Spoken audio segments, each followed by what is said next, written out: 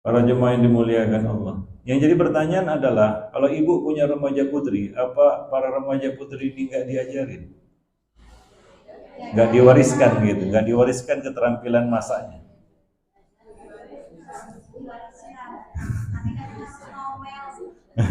Kendalanya apa? Kendalanya apa?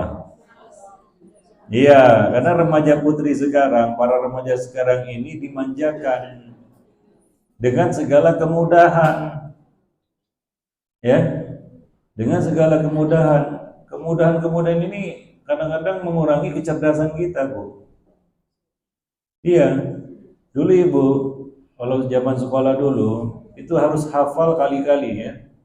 Dari kali-kali, dari 1 sampai 9 ya. Nanti belasan, puluhan begitu ya. Itu disuruh maju ke depan kelas, dihafal luar kepala. Kalau salah jawab sudah siap-siap begini itu ya. Pakai penggaris itu ya. Masih ingat Bu? Nah, berarti Ibu sering dihukum itu. Karena yang paling diingat itu dihukum. Nah, remaja sekarang enggak. Ada pelajaran di sekolah menghafal kali-kali. Hari ini bagi-bagi. Dulu kali-kali, tambah-tambah, kurang-kurang, bagi-bagi, 4 itulah. Enggak ada. Ya. Kenapa? Karena sekarang manusia dimanjakan dengan alat. Sekarang kalau ada perkalian gitu, apa mikir luar kepala, enggak, keluarkan handphone kan begitu ya. Pencet keluar hasilnya. Ya. Nah, yang pinter handphonenya. Ya, manusianya kecerdasannya jadi berkurang.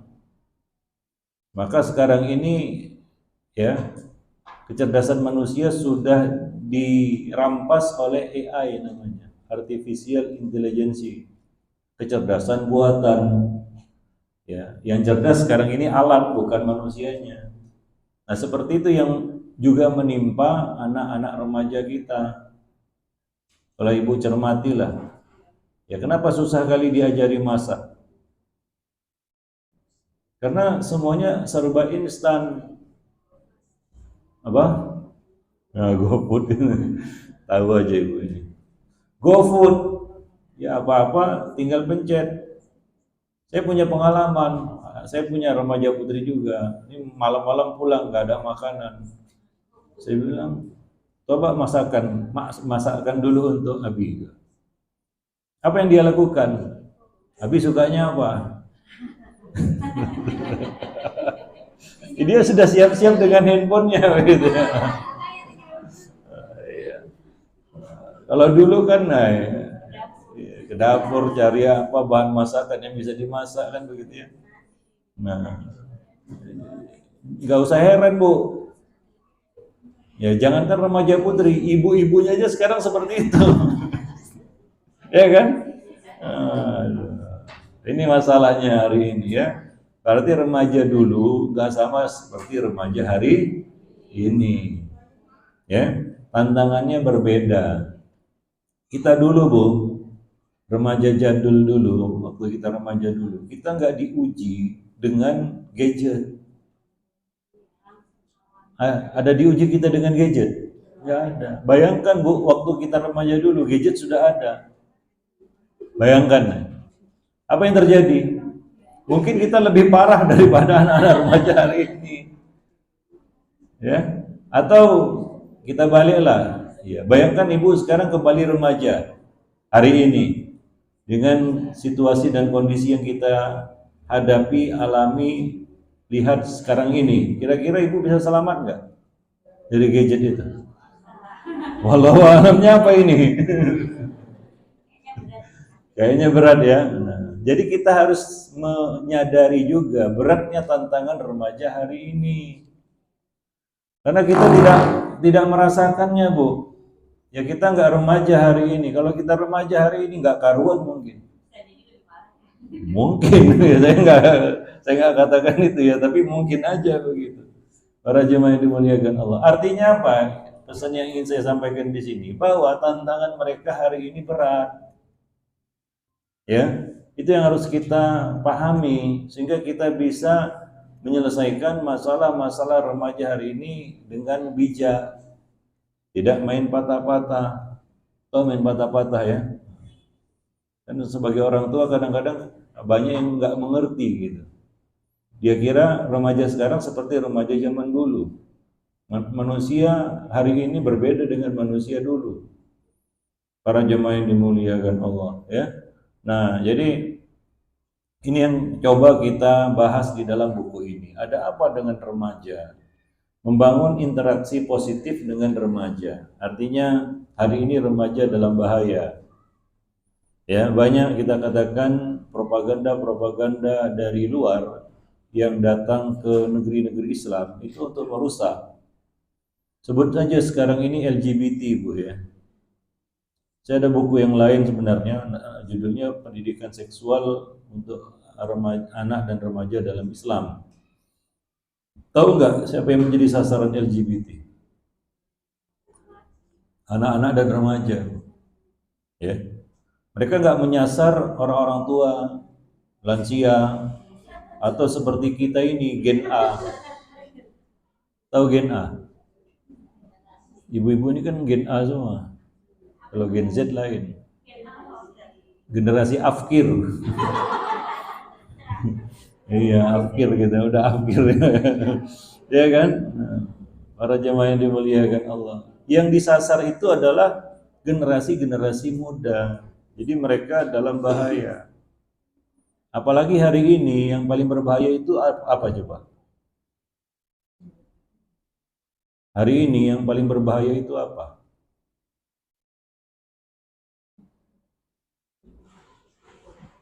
Apa yang paling berbahaya hari ini?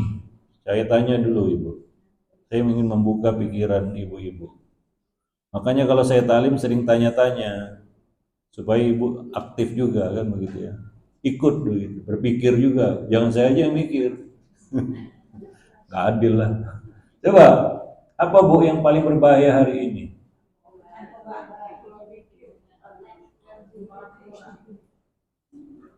Yang paling itu yang ibu sebut bahaya semua, cuma yang paling berbahaya apa? Hah? Bah? Akidah bahaya. Satu-satu yang mau jawab. Yang paling berbahaya hari ini apa Bu? Menurut ibu lah. Gadget. Ada yang menjawab gadget.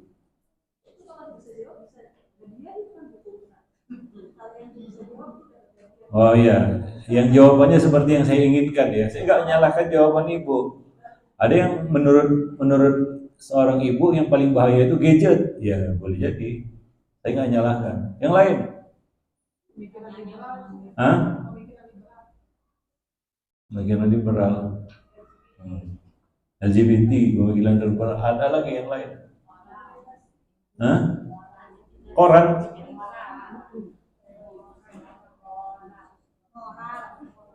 Apa itu? Moral. Oh, moral. Itu yang bahaya. Bahayanya di mana moral?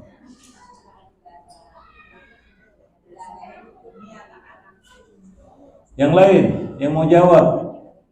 Apa yang paling berbahaya hari ini, khususnya bagi anak-anak remaja? Pergaulan bebas. Maksudnya apa? Bebas apa? Ada yang mau jawab lagi? Yang lain? Bu?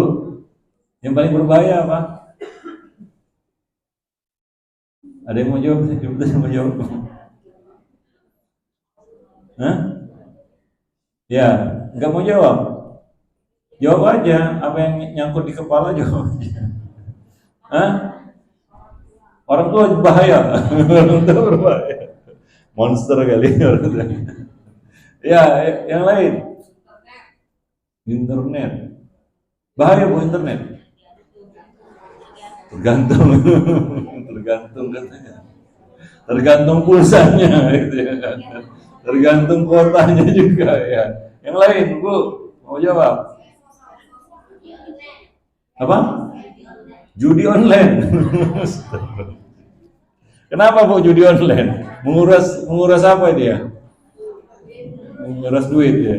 Yang lain? Hah? Medsos. Ada yang bilang, ada yang jawab medsos. Bahaya Bu ya? Tergantung, tergantung lagi ya. Berarti masih tergantung-gantung jawabnya. Aduh. Hah? Pinjol. Aduh, saya itu bukan anak remaja yang kena itu ibu-ibunya kena pinjol. Tapi udahlah, ini versi saya ya. Yang paling berbahaya hari ini adalah imbus.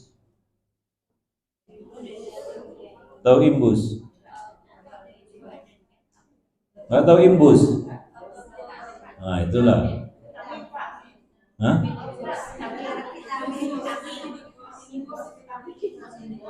Yang paling berbahaya hari ini itu imbus, Bu. Nggak tahu? Ya udah saya kasih tahu. Informasi busuk.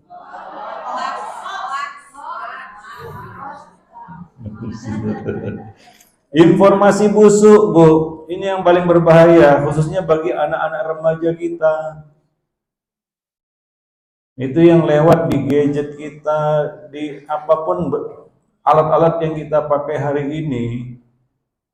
Kita ini dikejar berita, Bu. Betul nggak? Macam-macam. Ada berita iklan, ada berita politik, ada berita macam-macam kan? Ya, yang paling berbahaya ya berita-berita yang busuk itu, imbus namanya. Tiap hari kan ibu dicekoki informasi, betul nggak? Ya apalagi ada AI hari ini, dia bisa tahu itu apa yang menjadi kesenangan kita, kecenderungan kita, hobi kita. Nah kita dicekoki dengan itu. Bayangkan anak-anak remaja hari ini masuk ke dunia maya. Apa yang dia dapat? Ya informasi busuk. Ada berita-berita yang menyesatkan. Tahu nggak? Kaum ateis itu menyebarkan propaganda mereka secara masif kepada anak-anak muda hari ini melalui media sosial. Tahu nggak apa yang meruntuhkan masyarakat barat hari ini? Yang menjadi hancur berkeping-keping, kupak kapit istilahnya. Tahu kupak kapit? Hancur lebur. Tahu nggak? Gelombang ateisme. Sehingga agama mereka tinggalkan. Ya, apa yang terjadi hari ini? Ya mereka hidup tanpa agama. Yang selamat, yang hancur lebih banyak. Ya, yang lain-lain itu cuma ekornya, Bu. LGBT lah, pergaulan bebas lah, child free lah, apalagi coba sebutlah kerusakan-kerusakan. Itu induknya itu adalah ateisme. Dan itu dipropagandakan hari ini kepada khususnya generasi muda. Coba ibu pulang ke rumah, teslah anak-anak remaja kita tentang sejauh mana keimanannya, kepercayaannya kepada perkara gaib. Coba tes. Sejauh mana kepercayaannya kepada perkara-perkara gaib. Anak-anak remaja ya. Ada berita, Bu, seorang ibu yang terkejut dengan pernyataan anak remajanya. Apa katanya? Bunda, saya ini sholat cuma menghargai Bunda aja. Sebenarnya saya nggak begitu percaya sama surga neraka. Ini nyata, Bu. Ibunya terkejut. Ini anak pesantren, Bu. Pendidikan Islam dari TK sampai dia remaja itu. Dari mana anak ini dapat? Dari gadget, dari internet, dari dunia maya, dari medsos. Itulah imbus yang mengotori otak manusia hari ini. Maka ibu kebanyakan main gadget, bermedsos, ria, itu pasti kena imbus, pasti. Ya kan, kemakan hoax lah, kemakan inilah, kemakan, yang jelas kemakan iklan, Bu kan? Iya kan? Ya kan, kemakan informasi iklan kan, beli akhirnya. Klik, klik, akhirnya apa? Ya, tabungan terkuras. Betul nggak? Nah, betul. Itu yang terjadi hari ini. Jadi setuju bahwa yang berbahaya hari ini itu imbus. Nah, ibu buka gadget aja, ibu sudah dicekoki dengan imbus. Mau itu informasi judi, informasi dukun. Dulu kita yang mendatangi dukun. Hari ini dukun yang mendatangi kita. Dulu manusia datang ke meja judi, sekarang judi yang mendatangi mejanya. Betul nggak? Seperti itu. Apalagi bagi kaum rebahan. Kerjanya rebah aja, Pak. Itu sudah rebah semuanya itu, Bu. Keuangannya pun rebah itu. Hati-hati rebahan itu, rebah semua, kesehatannya rebah, ya, keuangannya rebah, semuanya rebah, otaknya pun rebah. Ya, para jemaah yang dimuliakan Allah. Karena kita begitu asyik mengikuti berita hari ini. Ya, kan manusia paling takut ketinggalan apa? Ketinggalan berita. Kenapa ibu buka handphone tiap hari? Takut ketinggalan berita kan gitu ya. Nah, ini ada status update apa ini? Update status apa ini si fulana ini? Apa beritanya ini? Itu yang dikejar kan itu. Sedang apa, di mana, dan lagi dengan siapa dia kan gitu ya. Nah, oh sedang di Arab Saudi, lagi umroh dia ini. Akhirnya pun uring-uringan kan gitu ya. Nah, itu dia. Dan itu juga menimpa anak-anak remaja kita dalam bentuk yang berbeda, Bu. Ibu pernah teliti anak muda remaja kira-kira kalau bermedsos pakai gadget, dia ngejar berita apa? Coba. Pernah nggak di ya? Artis Korea, betul. Ya, salah satunya itu. Apalagi K-pop ya. Nah, itu jadi masalah di sebuah sekolah itu sampai ngundang saya, Bu. Karena ini sekolah khusus putri ya, remaja tingkatan SMP. Itu mereka mengeluh. Guru-gurunya maksudnya. Kenapa? Karena anak-anak remaja putri ini kecanduan K-pop gitu. Jadi sepertinya aja pakai jilbab, Bu. Kalau sudah di kamar itu mereka berubah, bertransformasi jadi seperti ya itulah. Entah siapa, nggak ngerti juga saya nama-namanya. Yang saya tahu cuma Blackpink aja. Enggak, saya nggak ngerti, Bu. Tapi itu laporan dari sekolah itu. Itu dari sekolah itu.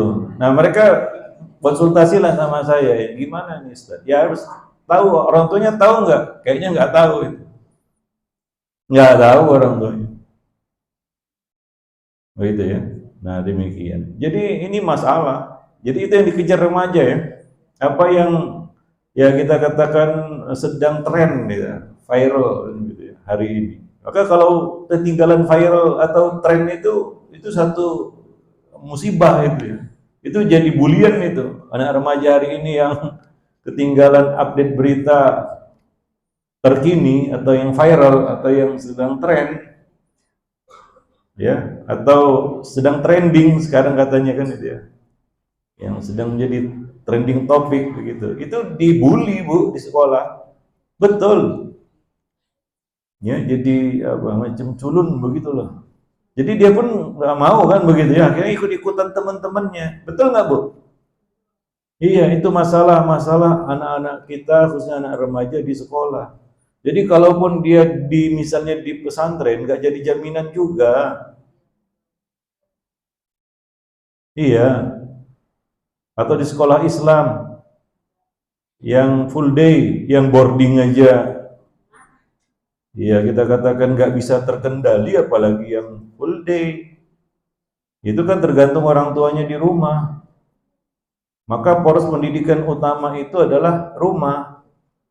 Aktor utamanya adalah orang tua. Iya, Bu. Ya, sekolah itu itu poros kedua, bukan poros utama, poros pembantu. Dan guru-guru itu adalah pemain figuran. Ya, aktor utamanya adalah orang tua di rumah, bapak ibu sekalian. Guru-guru itu cuma pemain figuran. Itu kalau ibu nonton film yang muncul figuran terus, kira-kira gimana? Ada film kita tonton ini ya, yang muncul figuran terus, aktor utamanya ngumpet gitu. Gak muncul-muncul dari awal sampai mau akhir film juga gak muncul ini aktor utamanya. Kira-kira gimana? Ini film gagal ini gitu ya. Apa ini? Mana katanya tertulis pemeran utama fulana gitu ya. Sepanjang film gak muncul, Bu. Kira-kira gimana? Penipuan ini kan gitu ya. Ditipu saya. Ternyata muncul figuran terus. Nah, seperti itulah pendidikan. Kalau yang muncul itu pemain figuran terus, yaitu guru aja yang disorong. Orang tua ngumpet. Orang tuanya mana? Ngumpet. Kenapa? Ini salah satu saya katakan ya. Saya kasih penilaian tentang sekolah-sekolah hari ini. Ibu-ibu anaknya sekolah semua kan? Sekolah? Alhamdulillah. Mahal biayanya? Banyak yang mana? Yang mahal? Iya, jujur. Sekarang pendidikan mahal, Bu. Kalau nggak percaya ikutlah pameran-pameran pendidikan itu mahal semua itu. Sana cuma ngumpulin brosur aja. Betul nggak? Salah satu dampak negatif pendidikan berbiaya mahal adalah orang tua merasa telah membeli pendidikan. Seolah-olah narasinya, saya kritik juga itu sekolah-sekolah yang berbiaya mahal itu, saya kritik. Kalian ini narasinya seolah-olah ya, narasinya adalah kalian para orang tua dengan iklan yang mereka tampilkan lah ya, luar biasa. Inilah itulah nanti begini nanti begitu, manis, diansorin aja itu orang tua. Seolah-olah mereka berkata kepada para wali dan orang tua ini, kalian para orang tua sudah nggak usah mikirin anak lagi, cari duit aja banyak-banyak supaya bisa bayar uang sekolah. Urusan anak biar kami yang ngatur. Yang terjadi bagaimana? Apa bisa menghandle anak-anak itu tanpa orang tua? Nggak bisa. Akhirnya ya itulah yang terjadi. Ya, para orang tua hari ini punya mindset. Ya wallahu alam. Mindsetnya bagaimana? Bahwa mencari biaya pendidikan itu identik sama dengan mendidik. Iya, apalagi ayah ibu yang kedua-duanya sibuk cari duit. Ya udah, apalagi dihadapkan dengan apa? Biaya pendidikan yang mahal. Ya, sedikit-sedikit tagihan. Tagihan ini, tagihan itu kan begitu ya. Datangnya dari sekolah semua itu. Karena sekarang ini banyak sekolah-sekolah itu ya, mohon maaf ya, bisnis oriented, Bu. Itu yang pertama. Yang kedua, sebagian sekolah lagi asal jadi, yang penting ada aja gitu. Daripada nggak ada, yang betul-betul memahami konsep pendidikan dan punya visi dan misi dan tim untuk menjalankan visi dan misi itu, ya silakan ibu survei sendirilah. Gak usah se-Indonesia, Jabodetabek aja. Kalau ibu kumpulkan datanya, datang ke saya coba. Betul nggak ini? Iya, maka seolah-olah ya bahkan ada tuh pesantren, pondok gitu ya. Ini pondok dia. Itu yang melarang orang tuanya menjenguk anaknya. Gak boleh. Ini gimana konsepnya? Apa anak ini mau diputus dari orang tuanya? Atau orang tuanya dibiarkan asik cari duit aja sana? Gak usah mikirin anak lagi. Ini kan nggak benar nih, Bu. Ya, ini salah ini. Ya, terlebih lagi anak remaja, Bu. terlebih lagi anak remaja. Ibu setuju nggak dengan ungkapan jadilah kamu orang tua sebagai teman bagi anakmu? Pernah dengar ungkapan itu? Jadilah kamu teman bagi anakmu. Begitu kira-kira ya. Ibu setuju nggak? Ada yang setuju, ada yang enggak ini. Ini baru ini. Yang benar ya nantilah. Nah, ada yang setuju, ada yang nggak setuju nggak? Ada nggak yang tidak setuju? Nah, ada yang tidak setuju. Coba kemukakan alasannya yang setuju. Karena dengan kita bisa ngobrol sama anak lebih akhirnya menceritakan apa-apa lebih ke orang tua dibanding ke teman-teman yang lain. Kalau saya pribadi udah menjalani seperti itu. Nah, itu yang setuju. Yang nggak setuju, Bu, kenapa nggak setuju? Karena orang tua itu sebagai panutan seorang anak, dia harus memberikan contoh. Iya. Jadi ada hal-hal yang tidak perlu kita tanya sama anak, terus kita yang menentukan. Oh gitu. Iya. Baik, sudah, saya jawab. Ada yang lain? Yang lain. Ada mungkin yang setuju nggak setuju? Mana tahu kan? Ustaz, saya setuju nggak setuju? Mungkin. Ada nggak? Hah? Yang mau jawab? Ustaz, saya setuju nggak setuju? Ya itu seperti orang Melayu, Bu. Itu orang Melayu. Kerja 1.000, nggak kerja 500, kerja nggak kerja 1.500. Iya, Bu. Baik, saya jawab lah ya. Jadi jawabannya adalah iya betul. Jawabannya adalah setuju nggak setuju. Ada sisi yang benar, ada sisi yang nggak benar. Kita harus bagi, jawabannya secara terperinci adalah sebagai berikut. Kita harus membagi anak berdasarkan usia. Ada klasifikasi usia, dan Nabi SAW membagi anak itu berdasarkan usia juga. Oleh karena itu, di dalam buku ini, kita sebut itu remaja, bukan anak. Ya, remaja, bukan anak. Karena yang kita bicarakan ini adalah anak remaja yang punya klasifikasi usia tertentu. Ya, anak-anak itu kita bagi usianya menjadi beberapa bagian. Ya. Secara garis besar ada 2, anak dan remaja, bocah dan remaja. Karena setelah remaja itu namanya dewasa. Di buku ini dijelaskan juga itu.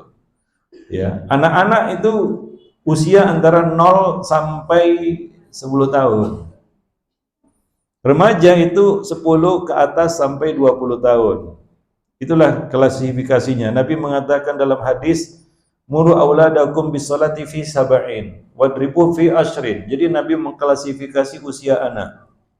Bahwa klasifikasi usia itu sahih, benar berdasarkan sunnah Nabi SAW. Jadi orang tua juga harus mengenali usia anak-anak mereka. Nggak boleh, nggak tahu usianya berapa. Karena ini sangat berkaitan dengan bagaimana treatmentnya, bagaimana kita menangani. Berbeda itu antara bocah dengan remaja. Ya, nah, anak-anak juga macam-macam. Ada yang masih bayi, ada balita, ada mumayyiz, ada yang prabaligh ya. Sebelum baligh itu mendekati usia remaja. Nah, remaja itu mulai dari apa? Dia baligh. Biasanya 10 ya.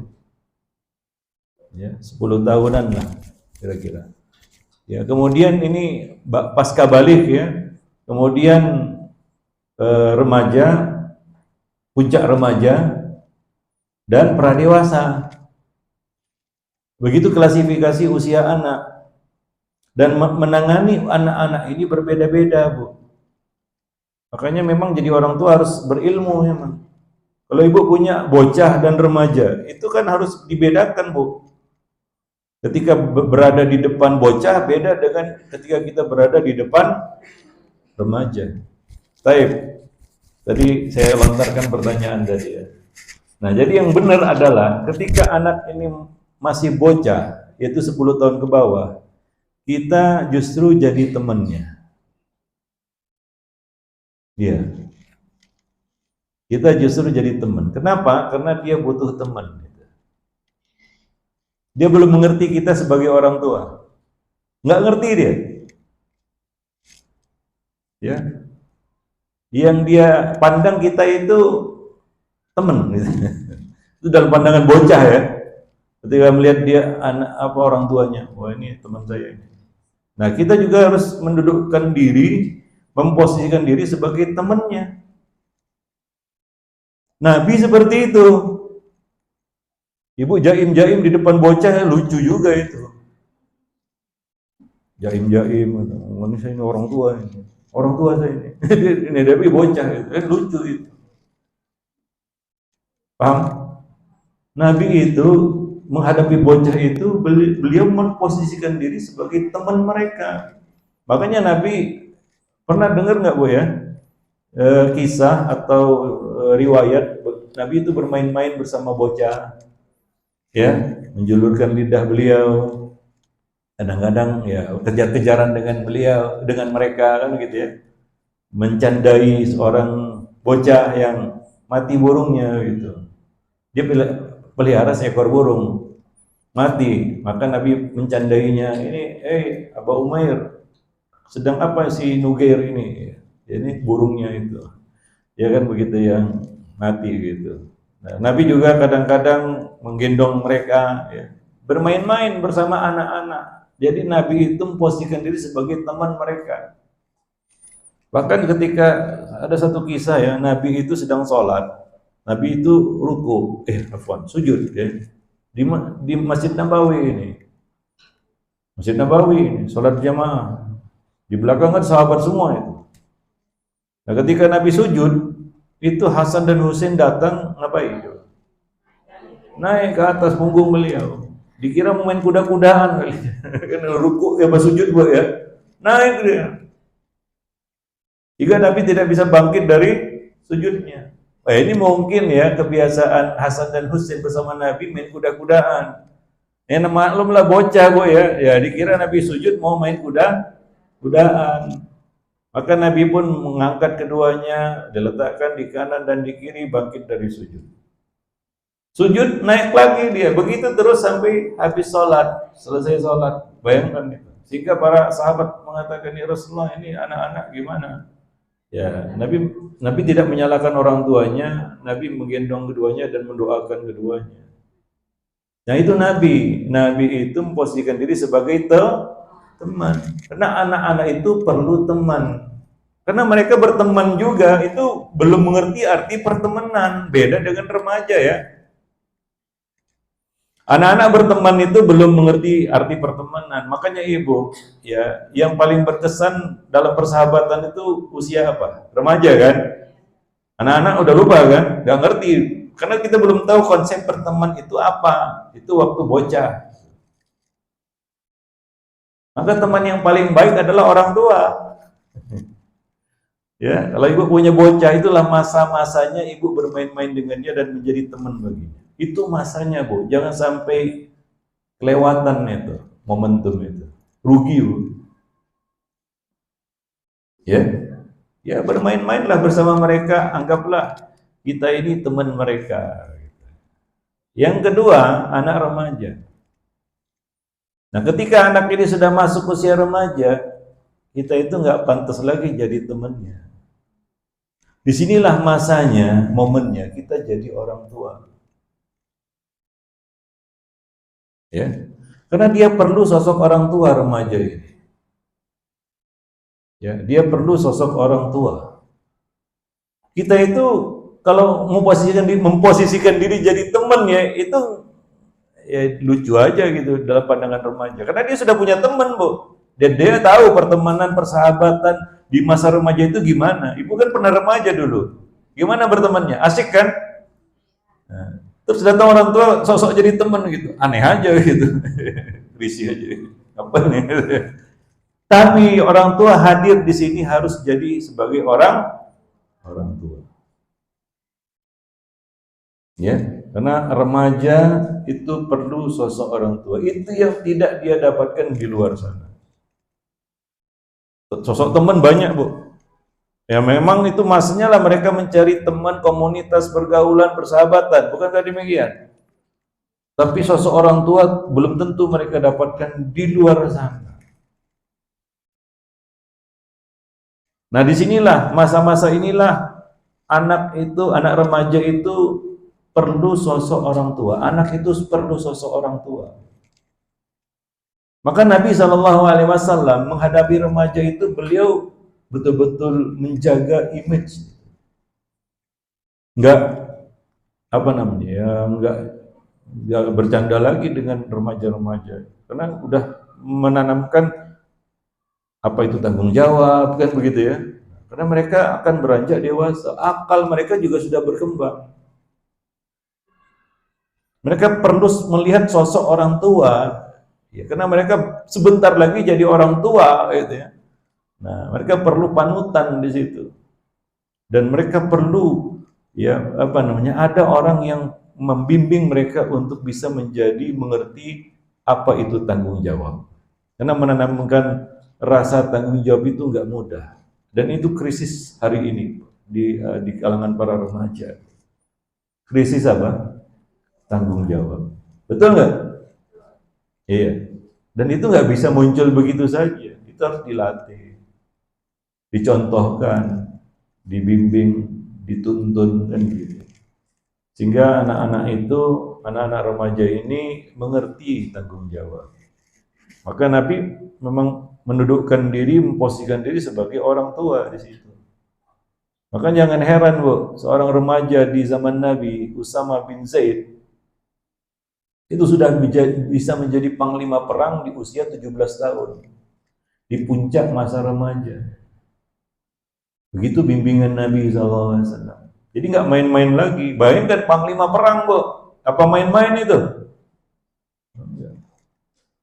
Karena Nabi di depan Usama itu bukan lagi teman, tapi sebagai orang tua. Kata-kata kita itu harus serius. Nggak main-main lagi. Maka berat sebenarnya menghadapi remaja. Ibu harus pure menjadi sosok orang tua. Harus menjaga image di depan remaja. Ya, bahwa kita adalah orang tua yang berbobot kata-katanya. Yang hadir di depan anak itu sebagai orang tua. Mengayomi semualah, kita katakan ya tanggung jawab orang tua, ayah dan bunda, para jemaah yang dimuliakan Allah. Wallahu a'lam bishawab. Para jemaah yang dimuliakan Allah, ada bab penting di dalam buku ini, yaitu tentang mengawal perkembangan remaja. Remaja itu perlu dikawal. Anak-anak itu mungkin lebih ringan ya. Menghadapi anak-anak itu mungkin lebih ringan. Karena dunia mereka, orang bilang dunia anak adalah dunia bermain. Maka beda, anak dan remaja beda. Salah satu tanda perbedaannya adalah, coba tanya cita-cita kepada seorang bocah dan remaja. Apa sama? Beda. Kalau anak-anak bocah, Bu, ditanya apa cita-citanya, asbun aja dia kan gitu. Belum mengerti. Tapi kalau remaja enggak. Tapi kalau orang dewasa ditanya cita-cita, itu sudah telat itu ya. Seperti ibu-ibu lah sekarang ini. Saya tanya, apa Bu cita-citanya? Udah jawabnya udah ngelamun aja. Sebenarnya Ustadz, sebenarnya. Ya itu, ya kan? Nah, tapi remaja ditanya cita-cita, itu jawabannya beda, Bu. Karena dia di dalam perjalanan. Anak-anak nggak ngerti. Maka ini berkaitan dengan apa? Perkembangan mereka. Remaja itu dikatakan masa transisi. Itu remaja. Kalau di barat sana mereka katakan ini adalah masa-masa madness, kegilaan. Jadi remaja itu identik dengan kegilaan. Ya, itu remaja itu. Walaupun kita tidak pendapat dengan itu. Ya, jadi remaja itu masa transisi. Dibilang anak-anak nggak mau, dibilang dewasa belum. Ini istilahnya kentang. Oh, kentang. Kena tanggung. Ya. Ini agak repot ini memang. Ya. Bikin sakit perut kalau apa namanya istilahnya buah itu belum matang kali, tapi mentah juga enggak. Dimakan bikin sakit perut, betul nggak Bu? Ya, mending mentah kita ya udahlah diperam aja dulu kan gitu, dibiarkan dulu. Atau matang enak dimakan. Ini kentang kena tanggung istilahnya. Itulah remaja itu, bikin sakit perut Bu. Ya kan? Itu istilah aja. Artinya memang berat ini. Masa transisi ini memang ya cenderung apa? Ya, melakukan sesuatu itu tanpa pertimbangan yang matang. Ya. Kemauannya luar biasa. Tapi kematangan akalnya belum sejalan, belum selaras dengan apa? Dengan kemauannya. Kematangannya berpikir itu. Kadang-kadang mereka bertindak konyol juga, itu remaja. Maka kita orang tua harus mengerti itu. Itulah mengapa kita harus mengawal remaja ini.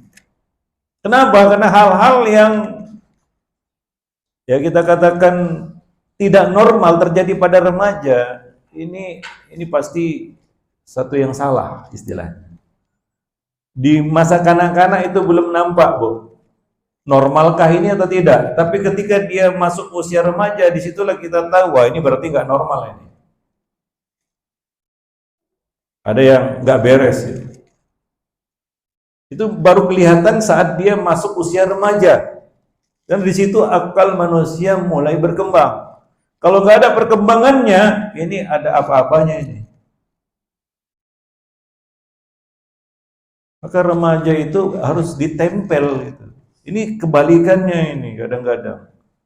Ya, anak-anak ditempel terus. Begitu remaja dibiarkan dilepas. Ini keliru. Anak-anak perlu ditempel juga, tapi ketika dia remaja itu nempelnya harus seperti perangko, Bu, nggak boleh lepas. Kalau lepas salah alamat. Paham? Iya. Itu harus ditempel, Bu, anak remaja. Apalagi hari ini tantangannya luar biasa. Ya, harus ditempel ketat, rapat. Jangan kasih kendor, jangan kasih longgar. Kira-kira demikian. Iya, ini kejadian, Bu.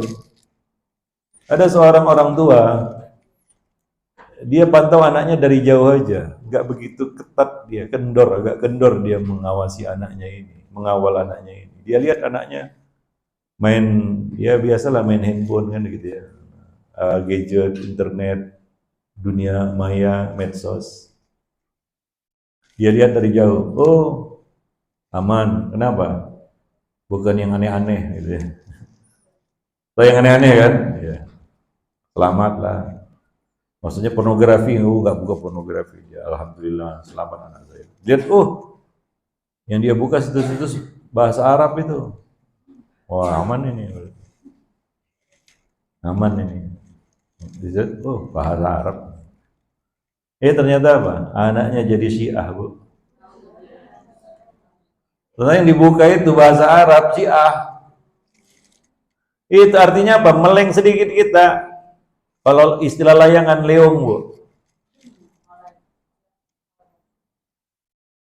Leong tahu leong?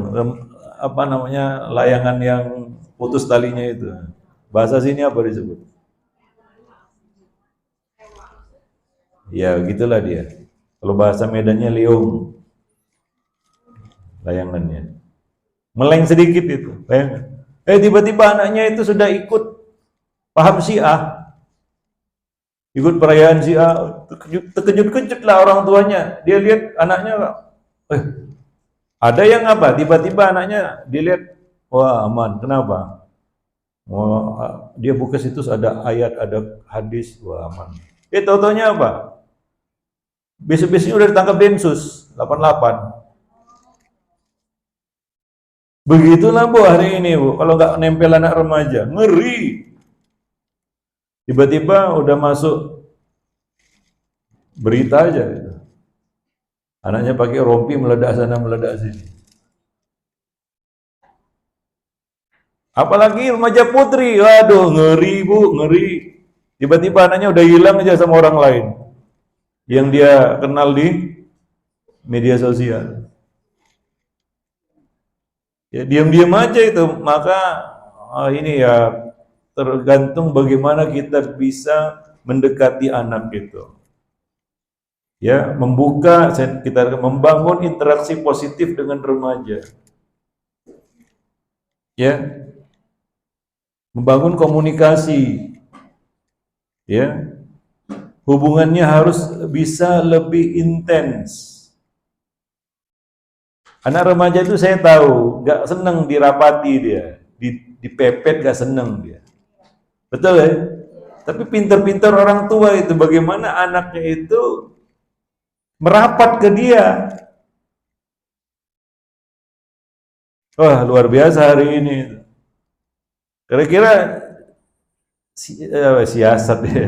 Siasat ibu ya. Cara ibu untuk agar anak remaja itu merapat ke ibu gimana?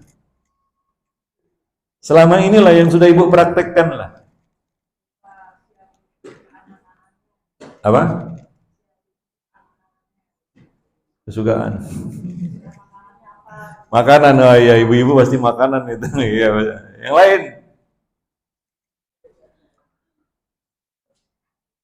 Yang lain? Ngobrol apa ini? Apa aja? Iya, diajak ngobrol apa aja gitu ya, supaya dia mau merapat gitu ya. Yang lain? Iya, iyalah, jangan kasar-kasar lah, itu nggak boleh kasar-kasar itu. Besok nanti ada pembahasan mendidik anak tanpa amarah, hadir Bu ya, di sini dekat sini, Duta Indah. Iya, penting itu. Iya, jangan, ada lah, semua ada bukunya. Iya, jangan kasar-kasar lah. Gimana dia mau merapat kalau kita kasar? Nggak bisa itu. Yang lain, caranya Bu, gimana Bu? Apa yang sudah Ibu lakukan lah? Harusnya bisa jawab lah, kan udah dilakukan. Berdoa, itu pamungkasnya itu doa. Bisa cerita lagi kalau doa. Doa ya pastilah. Cara itu. Ajak jalan-jalan, makan-makan. Saya punya cerita Bu. Ya, ada seorang bapak ngajak istri dan anak-anaknya jalan-jalan. Jalan-jalan, tamasya lah ya, jalan-jalan. Jalan-jalan, pulang jalan-jalan dia datang ke saya, Ustaz, kemarin saya jadi supir. Kenapa? Iya. Saya bawa anak istri jalan-jalan, istri di samping main handphone, anak-anak di belakang main handphone. Sampai di tempat apa yang ditanya? Bi, ada wifi-nya nggak ini di tempat? Sudah di kamar tuh udah semuanya main handphone. Jadi saya jadi supir katanya gitu. Iya, iya itu pengalaman seseorang itu ya. Iya. Ya jalan-jalan boleh juga supaya deket ya. Jalan-jalan, ajak makan-makan kan gitu ya. Yang lain. Nah.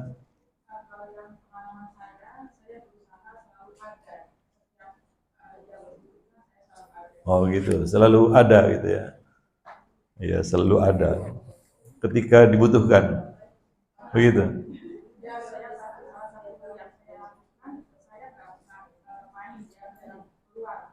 Oh iya. Selalu ada. Oh gitu ya. Yang lain, yang lain. Melibatkan anak dalam kegiatan lima beraktivitas. Oh, melibatkan anak atau mempekerjakan anak ini. Melibatkan Bu ya. Betul nih ya. Bukan mempekerjakan kan? Iya bagus. Ya disuruh ngepel, disuruh apa gitu ya. Ayo hati-hati ya, jangan-jangan anaknya sih merasa saya ini di Brody nih sama orang tua. Iya, kalau di apa sih dilibatkan itu artinya sama-sama masak. Nah, kalau dipekerjakan itu ibu tinggal nyuruh aja kan gitu ya. Nah, itu kerjakan nih. Ya, ibunya apa? Nonton K-pop, nonton drakor itu. Enggak bener lah kan itu ya. Tapi yang lain yang sudah ibu lakukan apa? Beri contoh. Bicara. Jadi kasih contoh aja gitu ya. Misalnya apa misalnya? Contohnya gadget lah. Bagaimana kasih contoh? Ya, nggak saya bicara gadget ini. Bagaimana kita orang tua kasih contoh itu? Ya gimana? Gimana? Bingung jawabnya. Iya Bu, tahu nggak Bu? Kenapa kita gagal mengurus gadget anak hari ini? Baik itu pondok, rumah, apapun dia. Kenapa? Satu jawabannya, karena kita gagal jadi contoh di situ. Betul, serius. Pondok itu sudah macam-macam hukuman bagi santri yang kedapatan main handphone, main gadget. Macam-macam hukumannya. Saya tanya itu, saya keliling-keliling pondok tanya itu. Gimana, berhasil nggak? Aduh Ustaz, nggak berhasil. Bahkan ada itu, kalau ketahuan main gadget, santrinya itu gadgetnya dia disediakan palu, suruh mecah gadgetnya itu. Besok main gadget lagi dia. Kenapa? Gadget sudah murah. Enggak. Kenapa gagal kita di lembab gadget ini? Karena kita orang tua nggak bisa jadi contoh di situ. Ini berlaku juga di pondok-pondok pesantren. Saya tanya, antum malah kasih hukuman anak yang ketabrak gadget, antum main gadget nggak? Iya Ustaz. Tapi kami kan guru penting. Ya, anak itu nggak tahu sepenting apa gadget itu di tangan kita. Ya kan harap maklum aja kalau gagal, saya bilang. Jangan terlalu menuntut banyak dari anak kalau kita sendiri nggak bisa jadi contoh. Ayo, gimana? Bingung kan? Bingung. Silakan bingung. Ya, yang lain, yang lain. Yang lain, bagaimana caranya agar anak itu mendekat ke kita? Maksudnya apa?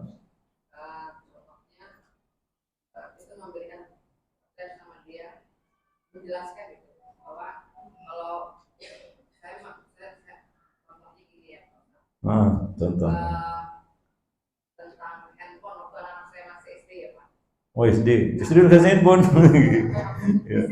SMP. Misalkan, jadi saya memberikan kepercayaan sama dia hanya sampai dibutuhkan saja. Misalkan hari kerja itu kita sama-sama tidak pegang handphone. Oh gitu. Sabtu sama Minggu kita kasih kebebasan, tapi Oh, ada waktu jamnya. Gitu. Jadi bisa mendekat dia sama kita. Ini pertanyaan saya adalah gimana caranya anak itu bisa dekat ke kita, merapat ke kita. Tadi kan masalahnya kita dekat-deketin anak, kadang-kadang dia risih. Jadi dia yang mendekati kita. Nah itu kan perlu apa ya? Perlu cara siasat lah yang kita katakan. Baik, saya jawablah ya. Kalau saya ya Bu ya, kalau saya ini ya, itu tergantung kepada sejauh mana orang tua itu mengenali anaknya. Ibu kenal nggak dengan anak? Gimana? Apa yang Ibu kenal dari anak?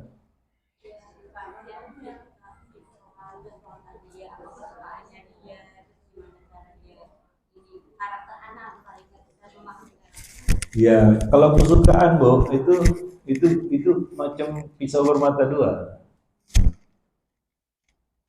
Nggak semua yang disukai anak itu baik. Betul ya? Iya. Jadi saya di sini ingin menyinggung tentang bakat. Setiap anak lahir dengan membawa bakat. Ya. Terpendam biasanya bakat itu. Enggak enggak serta-merta nampak begitu, enggak. Makanya di luar sana anak itu sudah digali bakatnya dari kecil. Ya orang tua mengerti ini anak mau diproyeksikan kemana ini. Dan untuk menanganinya akan jauh lebih mudah. Anak itu akan merapat ke kita kalau kita mengenalinya. Terutama yang berkaitan dengan talenta, kata orang sekarang, bakat. Sekarang ini sebagai orang tua kita mungkin sudah banyak menyia-nyiakan bakat anak-anak kita. Nanti pulang, Bu, coba lihat anak masing-masing. Lihat mereka. Ada bakat-bakat luar biasa yang terpendam pada mereka. Hanya saja kita orang tua kadang-kadang menyia-nyiakannya. Kita sibuk entah ngurus apa kadang-kadang. Anak itu dalam pandang kita seperti mainan saja. Ya lagi unyu-unyu, lucu-lucu, memang menyenangkan. Begitu besar menyebalkan jadinya. Maka kenalilah anak, maksudnya adalah kenalilah bakat-bakat yang terpendam pada mereka. Itu kalau sudah kena selanya, kata orang Medan, kena selanya. Itu kena dia, itu udah. Kita jadi referensinya. Ya, apalagi kita dukung bakatnya. Bakat anak itu kan dia harus kita arahkan kan kepada hal yang positif. Ya.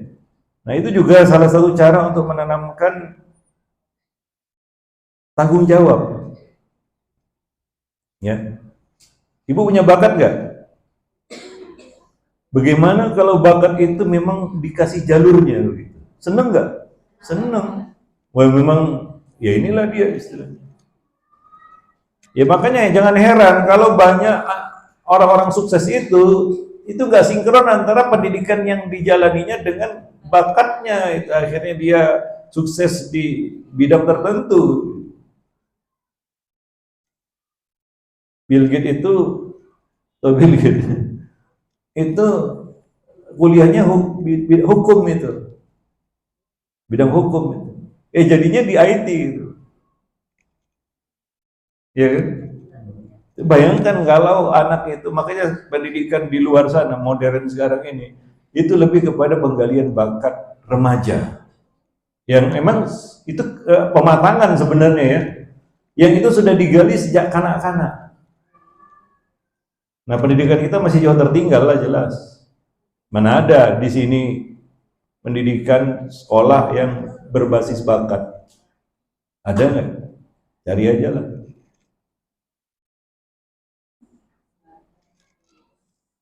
Dan memang itu kan perlu SDM yang mumpuni dan lain sebagainya ya. Nah, demikian para jemaah yang dimuliakan Allah. Nah, di sini kita tidak bisa mengandalkan sekolah. Ya orang tua yang berperan. Ya. Pasti ada lah rezeki manusia itu. Allah kasih bakat yang berbeda-beda. Terpendam memang. Selama normal, Bu ya. Orang yang nggak normal aja Allah kasih bakat. Cacat misalnya. Apalagi yang normal. Pasti ada lah. Nggak mungkin nggak ada. Cuma masalahnya adalah banyak orang tua menyia-nyiakannya. Kasihan anak itu.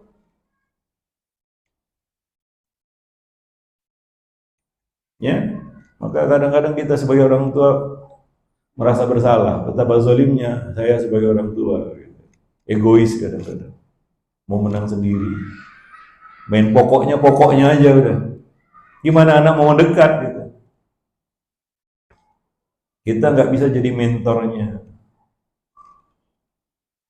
Para jemaah yang dimuliakan. Ya namanya orang tua itu kan mentor kan gitu ya. yang bukan hanya sekadar rektor itu, semuanya dia. Itu orang tua. Ya. Nah, coba lihat keberhasilan Nabi mendidik para sahabat luar biasa semua. Remaja-remaja yang jadi semua. Usama bin Zaid di bidangnya, Abdullah bin Abbas di bidangnya, dan masing-masing. Sampai yang paling nyata ya Aisyah ya. Karena sama Nabi dari kecil sampai remaja. Istrinya gitu. Para jemaah yang dimuliakan Allah. Jadi manusia itu ada bakat-bakat yang Allah berikan kepada mereka dari lahir. Maka saya katakan, Bu, nanti pulang coba lihat anak-anak kita. Kasihan mereka. Ini harusnya ada bapak-bapaknya juga sebenarnya. Ya, harus sadar dua-duanya itu. Harus bersinergi itu ayah bunda ini. Ya. Nah, kalau coba lihat ya single parent sih bisa, contohnya ibunya Imam Syafi'i ya, yang membentuk, menempa Imam Syafi'i hingga jadi imam. Kan nggak serta-merta ujuk-ujuk Imam Syafi'i jadi imam, kan gitu. Kalau tidak tempaan, bakat yang diasah terus oleh ibunya. Para jemaah yang dimuliakan Allah. Itu kalau kita sayang anak sebenarnya. Tapi kalau ya anak itu dalam pandangan itu cuma sekedar mainan aja ya mainan lah. Nanti tiba masanya bosan jadi menyebalkan. Betul ya? Karena banyak orang tua ngeluhkan anaknya. Oh iya. Kenapa dia? Itu kan rezeki anak itu. Betul lah. Enggak ada ungkapan banyak anak banyak rezeki. Nggak ngerti maksudnya apa kan gitu ya. Betul nggak ungkapan itu banyak anak banyak rezeki? Betul Bu. Anak itu datang dengan bawa rezekinya. Hanya saja kadang-kadang kita yang gagal memandang rezeki itu. Ya, para jemaah yang dimuliakan. Dan dengan mengetahui, mengenali itu, kita bisa mengarahkannya. Ya, mengarahkan anak itu kepada sesuatu yang bisa bermanfaat bagi, bukan hanya bagi dirinya, orang tuanya, bahkan bagi kaum muslimin, bahkan bagi umat manusia. Bayangkan kalau setiap anak-anak muslim ditempa, dididik oleh orang tuanya seperti itu. Anak-anak remajanya. Tapi kita lihat anak remaja hari ini ya memang berat. Maka saya katakan Bu ya, pendidikan itu riwayat. Kalau kita bicara pendidikan, ini remaja. Ini kan bukan buku pertama. Sebelumnya ada buku Cetak Generasi Robbani ya. Ada ininya, ada apa namanya, ada serinya dia. Pendidikan itu riwayat. Harus jelas riwayatnya. Istilahnya kalau dalam ilmu hadis sanadnya itu, jangan ada sanad yang terputus. Maka anak itu harus dikawal pendidikannya dari nol, usia nol sampai jadi dewasa, udah bisa dilepas sendiri, jadi manusia yang mandiri. Ada saja satu fase usia yang lolos, lepas, itu sudah jadi masalah nanti. Banyak orang tua yang mengeluhkan anak remaja. Saya tanya, Bu, coba jelaskan riwayat pendidikannya dulu. Gimana dia pendidikannya dari usia 0 sampai sekarang ini, 17 tahun. Mungkin ada di sana fase-fase yang kita abaikan, kita lalaikan. Nah, di sini jadi celah ini. Sementara pendidikan itu berkaitan erat dengan riwayat tadi. Masalah dia remaja mungkin itu adalah akumulasi dari masalah-masalah yang ada sudah menumpuk dari kecil. Kalau masalahnya muncul waktu remaja aja itu mudah ditangani, Bu. Karena riwayatnya nggak seperti itu kan begitu ya. Nggak ada riwayat yang aneh-aneh begitu. Terus dikawal nanti. Itu mudah kita, kalau orang tuanya ini apa ya, kita katakan ya peduli ya. Ya, tapi kalau hewannya nggak jelas, ya ini kan susah. Memang berat mendidik ya. Bayangkan itu tanggung jawab jadi orang tua ya dari usia 0. Tapi kan ganjarannya besar. Ya. Para jemaah yang dimuliakan Allah. Memang capek itu. Ini tugas para nabi dan rasul mendidik itu. Ya. Tugas siapa? Para nabi dan rasul. Kalaulah para nabi dan rasul itu perlu waktu yang panjang untuk mendidik umat, mendidik bahkan keluarga mereka, bagaimana kita? Ada yang bahkan sampai 950 tahun. Siapa? Nabi Nuh. Kita nggak bisa bayangkan sabarnya itu. Kita kadang-kadang mendidik anak sebulan 2 bulan sudah, aduh berat kali ini. Sudahlah, titip-titip aja lah. Udah nyerah aja lah. Gitu. Udah nggak sabaran kita. Para jamaah ini. Makanya saya katakan yang paling berat kita korbankan dalam pendidikan ini apa? Apa? Yang paling berat kita korbankan untuk anak kita. Hah? Apa? Apa Bu? Waktu. Kita nggak berat anak itu minta uang, minta barang, bahkan dengan senang hati. Belum minta pun sudah diberi. Betul kan? Iya. Tapi begitu anak itu minta waktu kita, menagih waktu kita, berat kita berikan.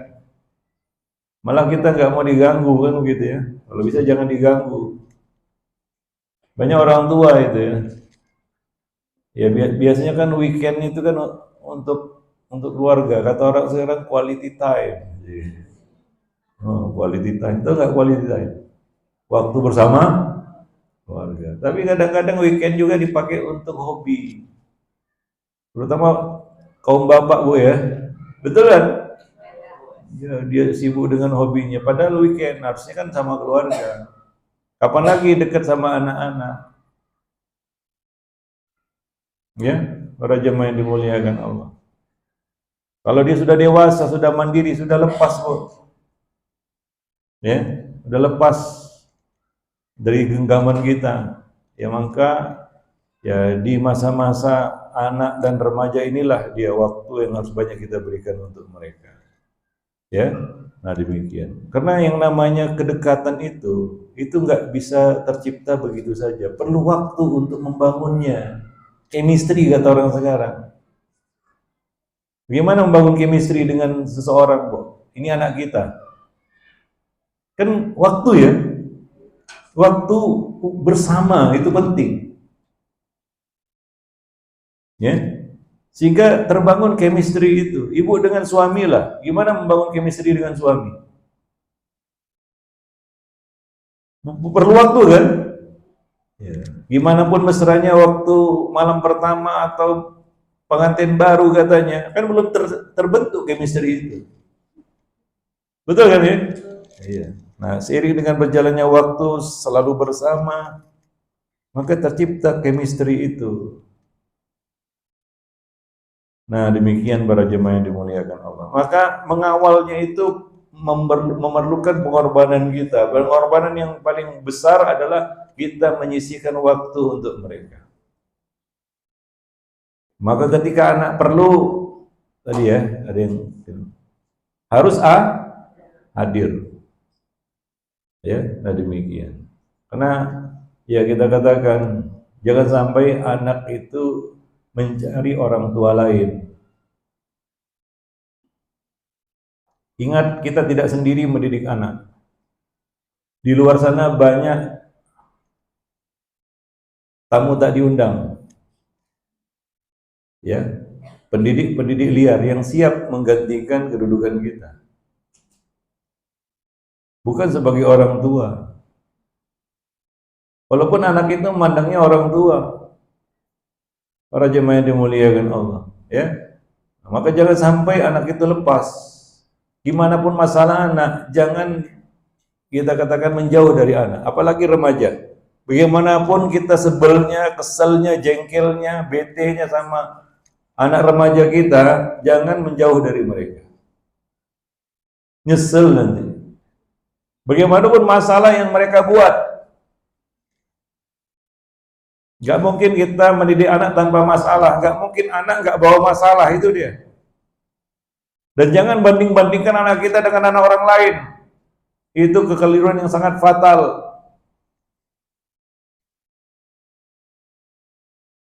Ya, kekeliruan yang sangat fatal. Karena begitu kita menjauh, ribuan orang mendekat. Maka selalu ya, banyak anak-anak remaja yang curhat. Besok saya ngisi tentang remaja di Blok M hari besok.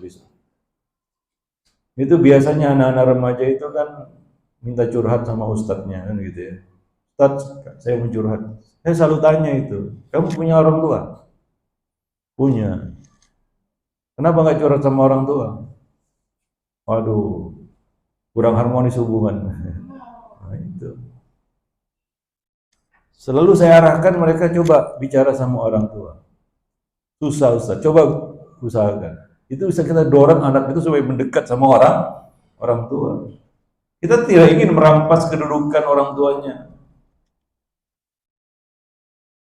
Walaupun ya kadang-kadang kasihan si anak ini punya orang tua seperti itu.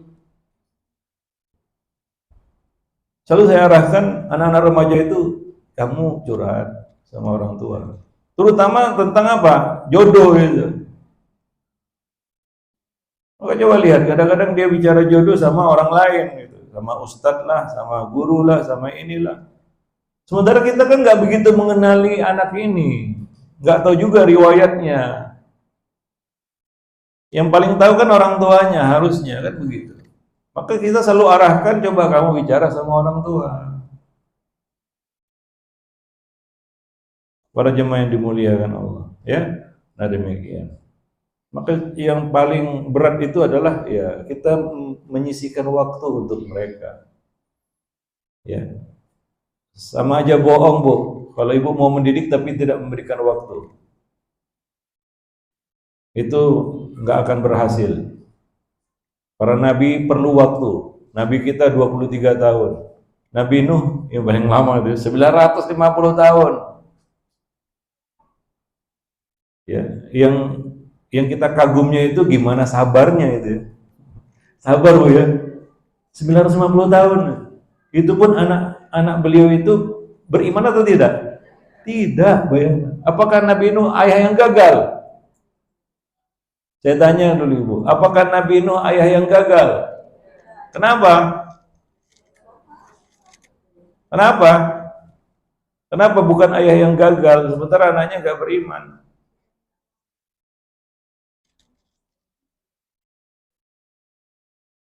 Maka saya katakan, di dalam mengemban tugas mendidik ini, kita tidak dibebani hasil. Kalaulah pendidikan itu nilainya adalah hasil, maka itu adalah pekerjaan yang mustahil.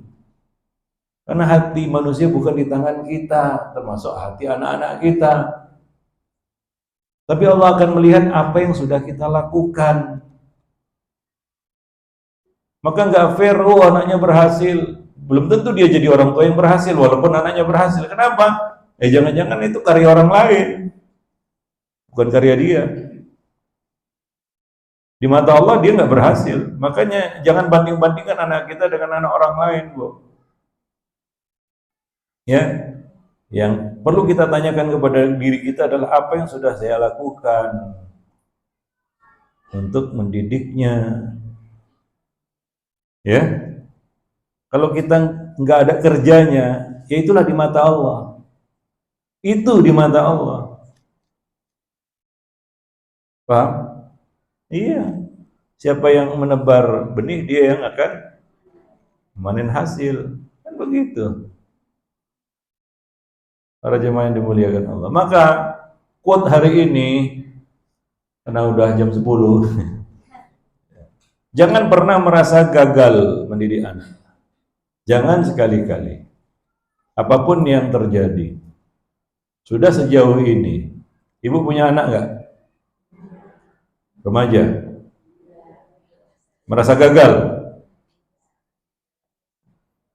Merasa gagal nggak? Jangan sekali-kali merasa gagal. Apapun kejadiannya, apapun yang ibu hadapi sekarang ini, jangan pernah merasa gagal.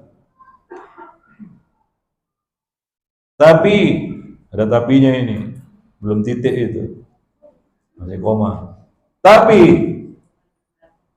ibu wajib merasa salah. Kenapa? Ya, karena kita ini banyak salahnya. Ya, kenapa kita harus wajib merasa salah? Supaya kita bisa memperbaiki kesalahan ini. Waktu demi waktu kita perbaiki terus. Kuncinya ada apa? Ibu harus terus belajar. Makanya kajian-kajian parenting ini sebenarnya penting sekali, apalagi hari ini. Itu sebabnya kita nulis banyak buku-buku parenting, karena kita mengalaminya juga. Jungkir balik, Bu, kepala di bawah, kaki di atas. Bukan berarti, wah, Ustadz enak. Enggak. Berat. Susah. Nah, itu makanya kita tulis, kita berbagi di sini. Kita tidak mengklaim kita orang tua paling berhasil, enggak. Masalah kita sama, Bu. Ya, maka dengan nulisnya kita, waduh, salah dulu, harus diperbaiki, kan begitu ya. Tapi jangan sekali-kali merasa gagal, karena itu bahaya. Ya, kalau ibu merasa gagal, ya sudah. Ibu artinya ingin meletakkan tugas itu dan menyerahkannya kepada orang lain. Para jemaah yang dimuliakan Allah. Wallahu a'lam bishawab. Tapi ya kita katakan ya tadi ya, kita wajib merasa salah. Oleh karena itu kita harus banyak belajar. Mungkin banyak hal baru yang ibu nggak tahu kan.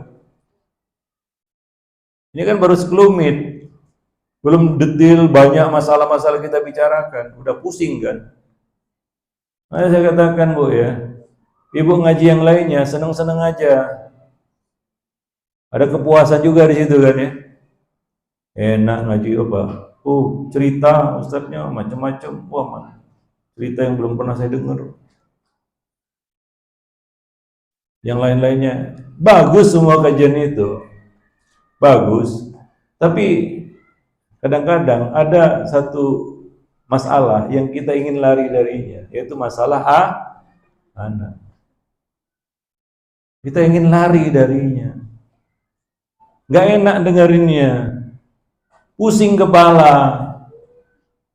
Pulang ke rumah teringat-ingat, aduh gimana nih ya, gitu ya, ya kan? Itu yang kita hadapi hari-hari. Betul nggak? Nah, itu yang kita bicarakan hari ini nih, sekarang ini. Terbayang ini, waduh banyak salahnya saya ini, harus diperbaiki. Waduh, pusing. Belum lagi cerita yang lainnya. Para jemaah yang dimuliakan. Nah, ini kejadian. Ada satu sekolah ngundang saya untuk bicara. Kalau nggak salah buku ini juga. Saya diundang lah. Jam berapa? Jam 8. Oke, saya setujui. Kenapa? Karena banyak masalah. Orang tua harus hadir, harus tahu masalah anak-anak mereka. Oke lah.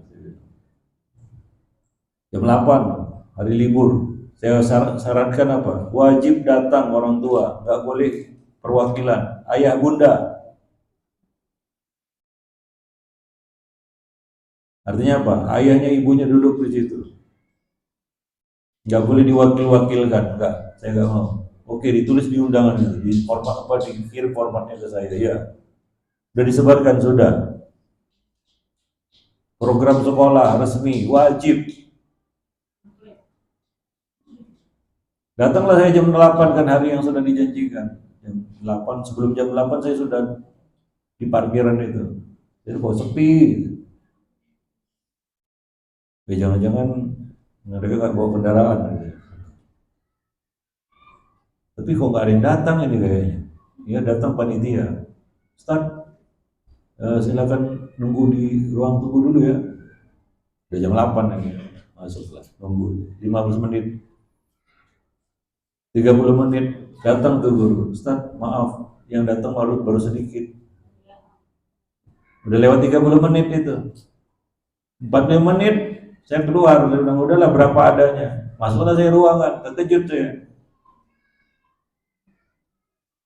Saya tanya, apa saya nggak salah alamat nih? Ada gurunya, enggak Ustaz. Ini sekolah atau pondok apa namanya, panti asuhan? Sekolah Ustaz, bukan panti asuhan. Oh iya betul. Kok kayak mirip panti asuhan gitu. Berapa muridnya? Ratusan. Harusnya yang datang itu 2 kali lipat. Ini yang datang tahu berapa? Gak lebih dari 15 orang, 12, 13 orang. Dari ratusan murid. Ya harusnya semua orang tuanya datang gitu. Karena masalahnya disebutkan ini masalah anak mereka. Itu masalah yang bukan masalah 1-2 murid. Itu orang tuanya yang datang cuma 12.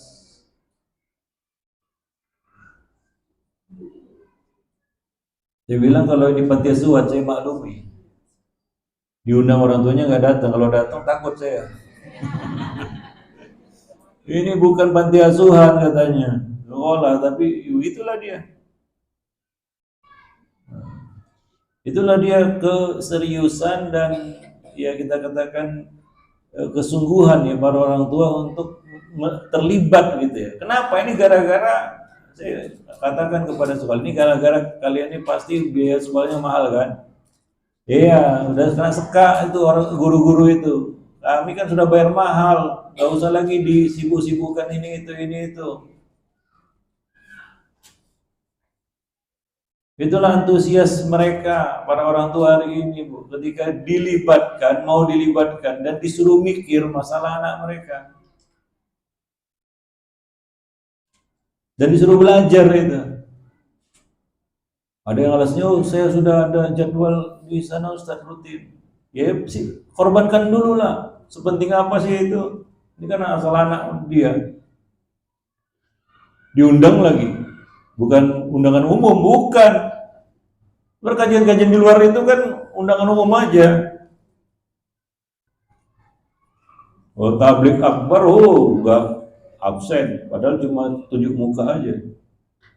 Untuk ngobrol sama teman-temannya aja. Begitu serius masalah yang penting, lari semua, tiarap Bu.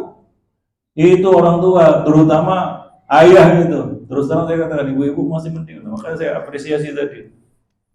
Belum waktunya sudah kumpul. Itu kenyataan itu. Para jemaah yang dimuliakan. Ya, taib.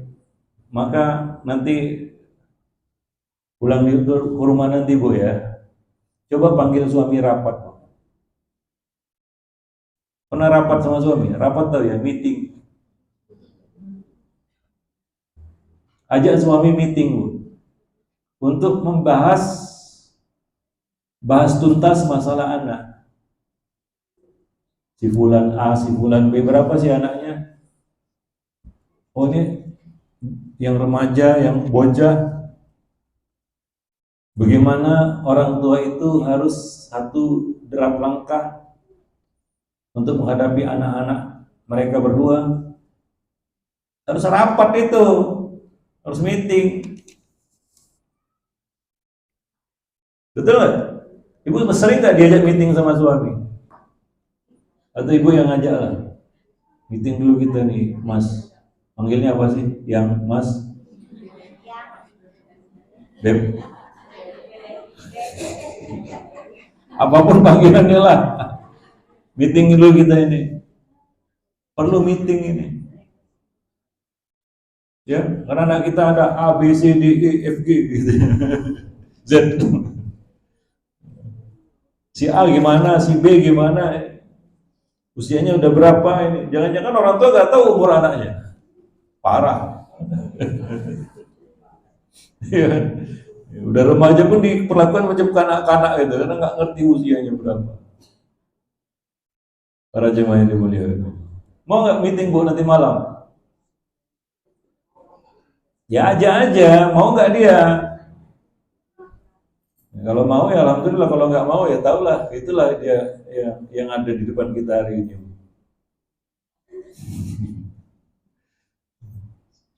Serius, aja meeting nanti malam. Mas, ini Mas, kita bicara serius ini, kita meeting bicara anak-anak kita. Gimana coba? Udah gemeteran dia, ada apa nih? Takut diadili dia, takut disidang. Para jemaah yang dimuliakan Allah, wallahu a'lam. Udah mulai pusing ibu-ibu ini. Baik. Karena mendidik itu, kalau kita udah waktu habis ya waktu. Kalau kita identikkan, kita umpamakan, mendidik itu seperti apa, Bu? Mendidik itu seperti apa? Yang sudah ibu jalani lah. Mendidik itu seperti apa? Ibu mendidik nggak? Seperti apa? Satu-satu jawabnya.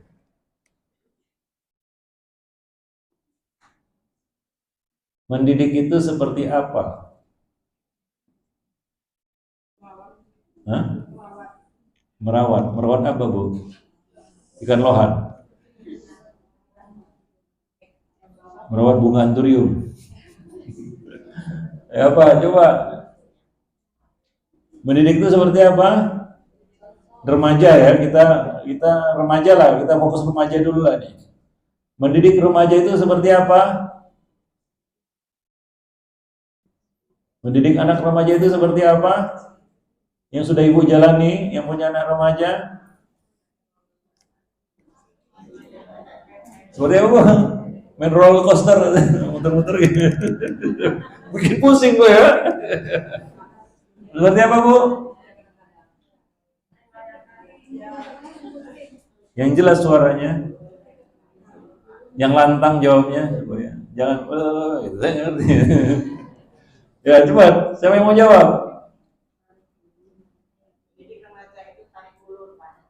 Seperti main layang-layang berarti? Begitu? Wah, ini ada ini ilmu baru ini. Seperti main layang-layang kata, tarik ulur ya. Iya. Gimana? Tarik ulur, Bu ya? Maksudnya gimana? Dalam pelaksanaannya gimana itu?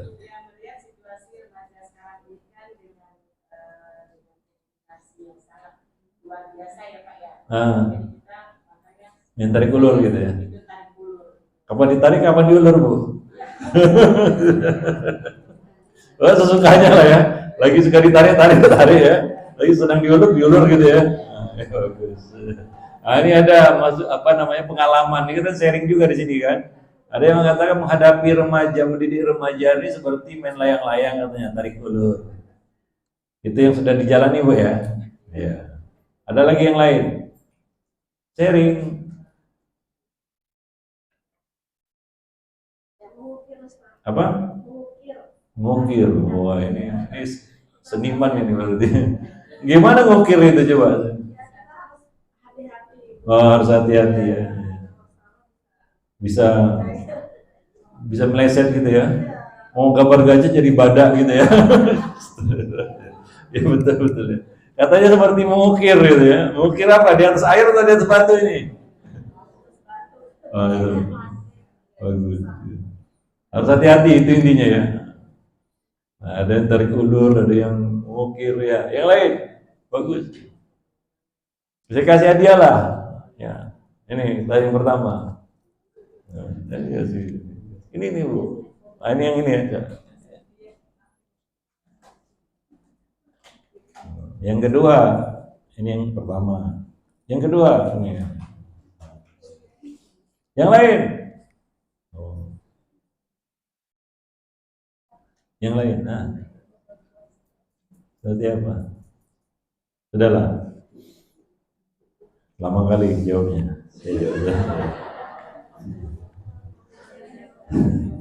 Ya, kalau saya ya, pandangan saya ini boleh setuju, boleh tidak. Kalau setuju, sambil buku ini. Mendidik remaja itu, mendidik anak itu seperti berburu. Pernah berburu? Nggak pernah ya? Seperti berburu, hewan buruan. Jadi anak itu seperti hewan yang kita buru. Berburu itu. Coba lihat seni berburu itu. Pernah lihat National Geographic? Itu seekor singa memburu seekor rusa. Gimana caranya? Itu gimana pun kencengnya lari rusa itu, ketangkep, Bang. Dikejar rusa itu lebih kencang larinya daripada singa. Singa itu kan gede, ya, bongsor, nggak secepat rusa itu. Tapi apa? Kerja sama tim gitu dari singa-singa ini. Itu ada yang ngejar, ada yang cegat itu. Jadi kemanapun rusa itu lari dapat. Udah diincar soalnya. Mengendap-endap tanpa diketahui oleh si rusa ini bahwa dia sudah ditarget. Wah, yang mantap kan? Nah, seperti itulah mendidik anak remaja hari ini. Seperti berburu, Bu. Itu buruan kita, jangan sampai lepas. Harus ada kerjasama tim itu. Antara suami, istri yang berperan sebagai ayah bunda dan guru di sekolah. Kalau perlu, yang lain juga dilibatkan. Jadi kemanapun lari anak itu, nggak akan bisa lepas. Mau lari kemana dia? Nggak bisa. Dia sudah masuk perangkap kita. Kita arahkan sesuai dengan apa yang kita inginkan. Inginnya rusa itu lari ke sana sama si singa itu. Memang sudah diarahkan. Tapi sana udah ada yang nyeget itu. Itu harus ada kerja sama tim yang rapi. Kalau tabrakan, buyar itu. Sama seperti mendidik anak hari ini. Kalau nggak ada kerjasama yang baik, ayah bunda, lari itu anak. Percayalah. Karena kita yang kasih celah untuk lepas.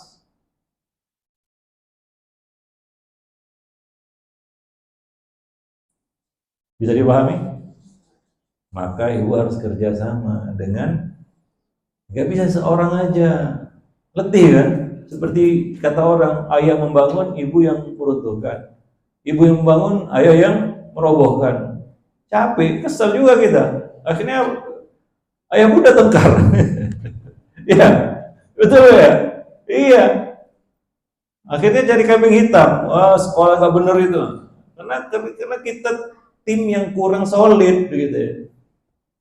Banyak kan kata-kata yang keluar dari orang tua, itu sekolah gak benar itu. Padahal yang masukkan anak itu ke sekolah itu ya dia. Kan aneh itu. Hanya saja kita tidak bisa membangun kerjasama tim yang baik dengan lembaga pendidikan yang kita pilih.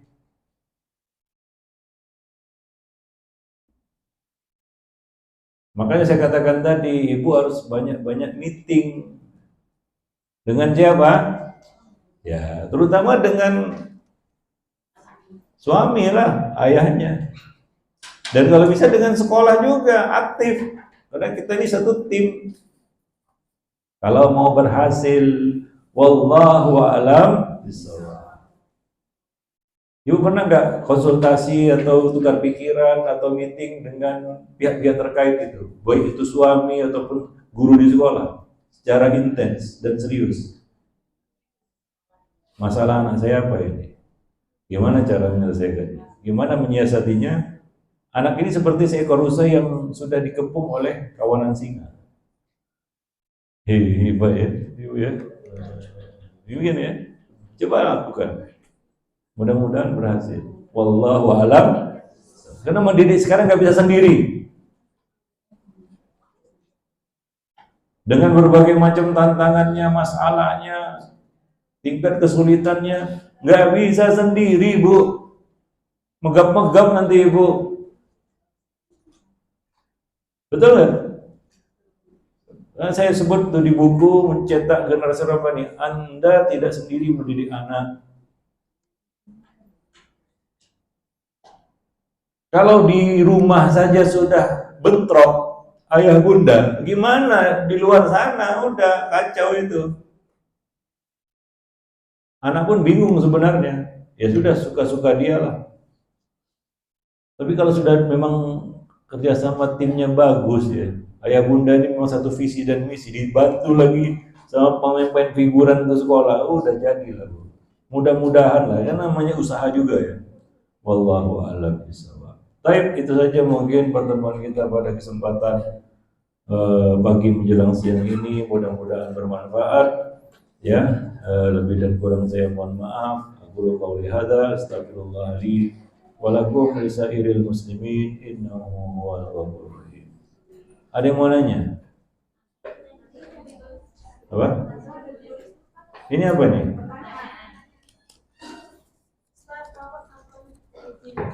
Iya.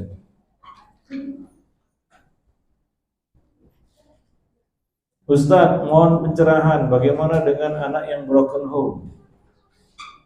Bagaimana saran dan nasihat Ustadz? Sekarang sudah menikah lagi, tidak broken home. Oh, ini jadi korban dulu ya. Rumah tangga yang pertama mungkin ya. Nah, sekarang sudah nikah lagi, tidak broken home. Ya bangunlah dari awal lagi. Walaupun itu tidak mudah ya. Makanya kalau bisa jangan sampai broken home gitu ya. Iya. Kita harus membangun rumah tangga yang kata orang samara. Untuk apa kita jadi rumah tangga yang sakinah mawaddah dan rahmah? Bukan untuk kepuasan pribadi, tapi demi anak, generasi. Kita menjaga keharmonisan rumah tangga untuk apa? Bukan untuk kepuasan pribadi, tapi untuk apa? Generasi. Maka satu perkara yang wajib kita khawatirkan apa kata Allah? Wal yakhshal ladzina law taraku min khalfihim dzurriyyatan di'afa. Dan adalah orang-orang itu takut siapa? Terutama suami istri, ayah bunda, meninggalkan anak-anak keturunan yang lemah. Khafu alaihim, yang mereka khawatirkan masa depannya. Maka kita menjaga keutuhan keharmonisan rumah tangga itu bukan demi kepuasan pribadi, kelezatan pribadi, tapi demi generasi. Paham? Iya, maka harus sejalan dengan suami. Ya, iya. Karena tujuan kita menikah apa? Bersenang-senang aja. Kalau itu sama seperti hewan. Kita menikah untuk apa tujuan utamanya? Melahirkan generasi. Itu namanya manusia. Bukan untuk kepuasan birahi, enggak. Kalau itu hewan aja dapat bu dengan kawin. Raja Maya dimuliakan. Tapi lebih dari itulah, kita kan mulia dengan akal kita. Maka orang yang berakal dia melakukan sesuatu itu untuk sesuatu yang jauh ke depan.